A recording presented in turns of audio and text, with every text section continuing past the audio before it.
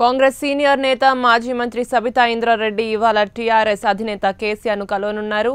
ఈ మధ్యాహ్నం సబితా ఇంద్రారెడ్డి కేసీఆర్ తో భేటీ అయ్యే అవకాశం ఉంది. 2-3 రోజుల్లో సబితారెడ్డి తన కుమారుడితో సహా టీఆర్ఎస్ లో చేరే అవకాశం ఉందని టీఆర్ఎస్ వర్గాలు చెబుతున్నాయి.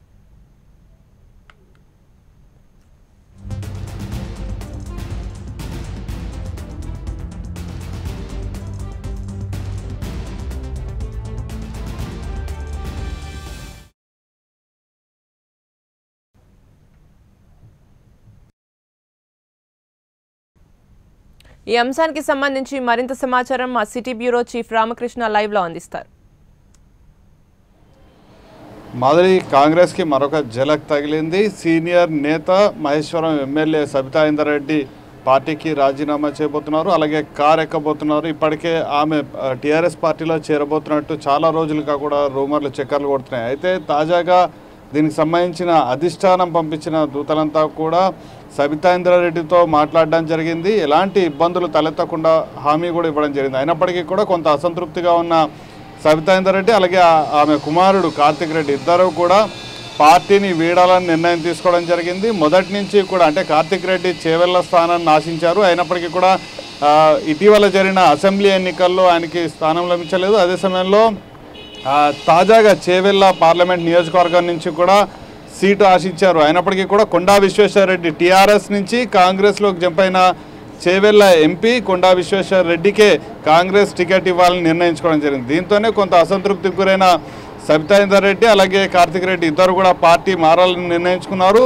వీళ్ళ అసంతృప్తిని గమనించిన టీఆర్ఎస్ అధినేత గులాబీ బాస్ కేసీఆర్ వీళ్ళని తమ పార్టీలో చేర్చుకోవాలని కూడా నిర్ణయించుకోవడం జరిగింది. ప్రధానంగా ఇందుకు సంబంధించి మనం చూసుకుంటే మొత్తం చేవెళ్ల నియోజకవర్గానికి సంబంధించి 7 అసెంబ్లీ సెగ్మెంట్స్ ఉంటాయి. అసెంబ్లీ సెగ్మెంట్స్ అన్నింటిలో కూడా టీఆర్ఎస్కి చాలా వరకు పట్టుంది. అయితే సబితా ఇంద్రారెడ్డికి ఈ 7 నియోజకవర్గాల్లో కూడా చాలా గట్టి పట్టే ఉంది. ఒకసారి మనం 7 నియోజకవర్గాలకు సంబంధించుకుంటే ఈ చేవెళ్ల పార్లమెంటు దానికి సంబంధించి మహేశ్వరం, అలాగే రాజేంద్ర నగర్, షేర్లింగంపల్లి, చేవెళ్ల, పరిగి, వికారాబాద్, తాండూర్ ఈ 7 కూడా ఈ అసెంబ్లీ పార్లమెంట్ సెగ్మెంట్ పరిధిలోకి వస్తాయి. ఇందులో ప్రస్తుతం మహేశ్వరం ఎమ్మెల్యేగా ఉంది కాబట్టి మహేశ్వరం పూర్తిగా మంచి పట్టుంది. అదే సమయంలో రాజేంద్ర నగర్లో కార్తిక్ రెడ్డికి చాలా గట్టి పట్టుంది. అక్కడ చాలా వరకు కూడా కాంగ్రెస్కి సంబంధించిన ఎవరైతే ఉన్నారో కార్తిక్ రెడ్డి అనుచరులే చాలా వరకు కూడా ఉన్నారు. అలాగే షేర్లింగంపల్లిలో ప్రస్తుతం టీఆర్ఎస్ పార్టీ ఎమ్మెల్యేనే ఉన్నారు కాబట్టి అక్కడ కూడా పూర్తిగా టీఆర్ఎస్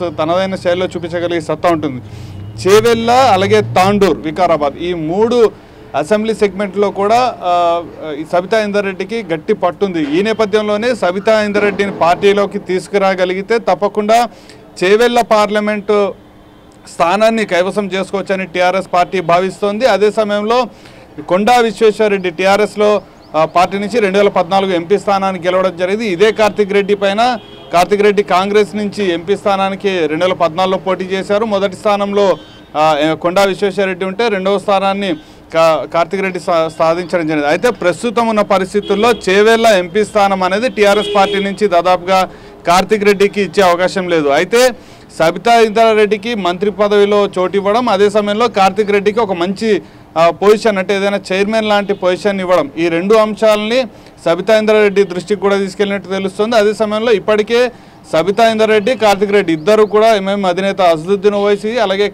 కేటీఆర్ ఇద్దరితో కూడా భేటీ అవ్వడం జరిగింది. ఇదే అంశంపైన చర్చించడం జరిగింది. వీళ్ళ అసంతృప్తుల్ని పూర్తి స్థాయిలో చల్లబరిచే ప్రయత్నాల్ని కేటీఆర్ ఇప్పటికే చేయడం స్టార్ట్ చేశారు కాబట్టి వీళ్ళిద్దరిని కూడా తమ పార్టీలో కూడా ఆహ్వానించడం జరిగింది. పూర్తి స్థాయి సముచిత స్థానం ఇస్తామంటూ కూడా హామీ ఇచ్చారు. రంగారెడ్డి అంటే మొదటి నుంచి తమకు మంచి అభిప్రాయం ఉంది, నాన్నగారితో కూడా కలిసి పనిచేశారు కాబట్టి పూర్తి స్థాయి ప్రాధాన్యత ఇస్తామంటూ కూడా కేటీఆర్ సబితా ఇంద్రారెడ్డి, కార్తిక్ రెడ్డి ఇద్దరికి కూడా చెప్పినట్టు సమాచారం అంతోంది. దీంతోనే వాళ్ళు అటు సైడ్ వెళ్ళాలని నిర్ణయించుకున్నారు. అయితే సబితా ఇంద్రారెడ్డి పార్టీ మారే అవకాశాలు వచ్చిన వార్తల నేపథ్యంలో ఇటు రేవంత్ రెడ్డి అలాగే ఉత్తమ్ కుమార్ రెడ్డి, వట్టి విక్రమార్క వీళ్ళందరూ కూడా ఆమెని పార్టీ మారకుండా నిరోధించే ప్రయత్నాలను చేయడం జరిగింది. అయినప్పటికీ కూడా అసంతృప్తిగానే ఉన్న సబితా ఇంద్రారెడ్డి మొదట్లో నిన్న ఉదయం వరకు కూడా పార్టీ మారను అని చెప్పినప్పటికీ కూడా సాయంత్రానికి మళ్ళీ సీన్ రివర్స్ అయింది.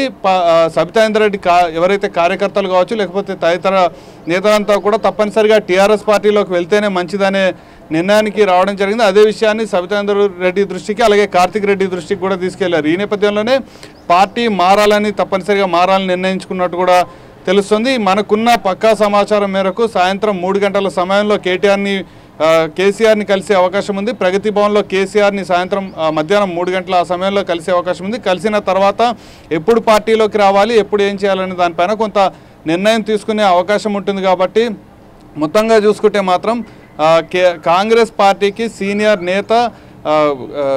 నేత సబితా ఇంద్రారెడ్డి గుడ్ బై చెప్పే అవకాశాలు కనిపిస్తున్నాయి. 2-3 రోజుల్లో టీఆర్ఎస్ కారు ఎక్కబోతున్నారు. మొత్తంగా చేవెళ్ళ పార్లమెంటు నియోజకవర్గానికి సంబంధించి ఈ 7 నియోజకవర్గాల్లో పట్టు సంపాదించగలిగితే తప్పకుండా విజయం మాదే అనే ఒక ఉద్దేశంతో సబితా ఇంద్రారెడ్డిని టీఆర్ఎస్ పార్టీ తమ వైపు అయితే లాక్కుంటుంది. సబితా ఇంద్రారెడ్డి వెళ్తే మాత్రం తప్పకుండా కాంగ్రెస్ పార్టీకి ఆ 7 నియోజకవర్గాలకు సంబంధించి 3 నియోజకవర్గాల్లో మాత్రం గట్టి ఎదురుదెబ్బ తగిలే అవకాశం ఉంటుంది. కాబట్టి కాంగ్రెస్ పార్టీ నుంచి టీఆర్ఎస్ కారెక్కేందుకు మాత్రం సబితా ఇంద్రారెడ్డి అండ్ టీం పూర్తి స్థాయిలో సిద్ధమైంది. నియోజకవర్గానికి సంబంధించిన ప్రస్తుతం అక్కడ ఎవరైతే ఉన్నారో కింది స్థాయి క్యాడర్ అంతా కూడా వీళ్ళతో కలిసి వెళ్లేందుకు అయితే సిద్ధంగా ఉంది. దీనికి సంబంధించిన ముహూర్తం అయితే దాదాపుగా ఖరారైందని చెప్పొచ్చు. మాధురి, రామకృష్ణ, ఈ నిర్ణయంపై టీఆర్ఎస్ నేతల స్పందన ఎలా ఉంది?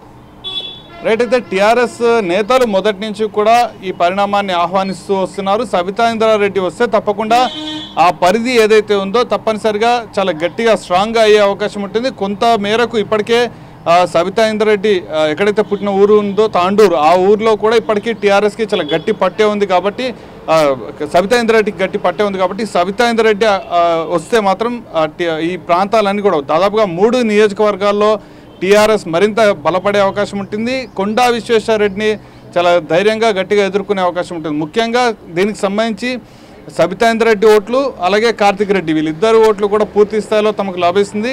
2014 ఎన్నికల్లో కేవలం 1,00,000 ఓట్లతో మాత్రమే ఓడిపోవడం జరిగింది ఎంపీ స్థానానికి. ఎవరైతే కార్తిక్ రెడ్డి 2వ స్థానం నిలబడడం జరిగింది. కాబట్టి ఈసారి ఆ ఓట్లన్నీ కూడా తమ వైపే వస్తాయి. చేవెళ్ళ ఎంపీ స్థానాన్ని కూడా కైవసం చేసుకోవచ్చు అనే ఒక ధీమాలో అయితే టీఆర్ఎస్ అండ్ పార్టీ ఉంది. మొత్తంగా చూసుకుంటే మాత్రం టీఆర్ఎస్ వర్గాలు కూడా వీళ్ళిద్దరు రాకని స్వాగతిస్తున్నాయి. వీళ్ళు వస్తే పార్టీ ఆ ప్రాంతాలు ఏవైతే నియోజకవర్గాలు ఉన్నాయో ఆ నియోజకవర్గాల్లో మరింత బలోపేతం అవుతుందనే ఒక ధీమాలో అయితే టీఆర్ఎస్ పార్టీ వర్గాలు ఉన్నాయి. దీనికి సంబంధించి ఇప్పటికే స్థానిక టీఆర్ఎస్ వర్గాలు ఎవరైతే ఉన్నారో టీఆర్ఎస్ నేతలు స్థానిక నేతలు ఎవరు ఉన్నారో వాళ్ళందరితో కూడా సబితా ఇంద్రారెడ్డి టీం ఇప్పటికే మాట్లాడినట్టు కూడా సమాచారం అందుతుంది. ఈరోజు సాయంత్రానికల్లా సబితా ఇంద్రారెడ్డి అలాగే కుమారుడు కార్తిక్ రెడ్డి ఇద్దరు కూడా టీఆర్ఎస్ తీర్థం పుచ్చుకునే అవకాశాలు అయితే కనిపిస్తున్నాయి. మాధురి, రామకృష్ణ, టీఆర్ఎస్లో మిగతా ఎమ్మెల్సీ స్థానాల పరిస్థితి ఏంటి? దీనికి సంబంధించి ఎమ్మెల్సీకి సంబంధించి ఇప్పటికే